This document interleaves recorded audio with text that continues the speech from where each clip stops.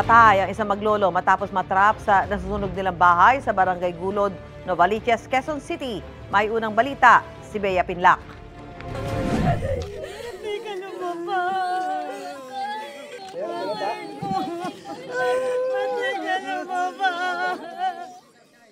Bangungot ang bumungad sa pamilya ng maglolo na sina Erning at Azerlyn nang ilabas ang kanilang mga bangkay mula sa nasunog nilang bahay sa Barangay Gulod, Novaliches, Quezon City kagabi.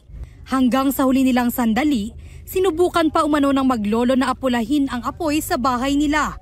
Siguro po, nanginayang din sa bahay namin, nagbuhos-buhos pa ng tubig.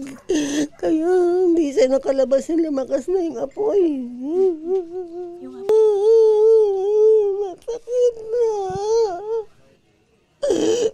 Bigla pagkawala nila. Pakita kayo sa panaginip ko para kapagpaalam ako.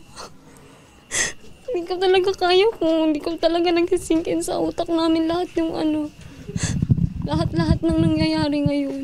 Sa tala ng Bureau of Fire Protection, abot sa 10 bahay ang nilamon ng sunog na sumiklab mag-aalas 5 kahapon. 15 pamilya ang apektado. Ayon sa tauhan ng barangay, mabilis kumalat ang apoy sa magkakatabing bahay. Puro raw materials kasi mga plywood, mga ganun. Dikit-dikit talaga sila ron. Ang ilan sa mga pamilyang nasunugan sa kalapit na paaralan muna nag-evacuate. Actually, 3 family lang yung nandiyan dyan, yung iba tumuloy sa mga kamag-anak nila. Ang isa sa mga nasunugan na si Nanay Enriquita, una raw naisip na isalba ang anak niyang PWD o person with disability at asawa niyang senior citizen. Nasimot daw ng apoy ang bahay nila at wala na silang ibang matutuluyan. Sana po matulungan naman din kami nila po. Yun nga po, mahirap Pasko dito kami, wala kaming mga Yan nga ang magpapaso, wala tayong bahay. Inaalam pa ang sanhi ng sunog. Ito ang unang balita.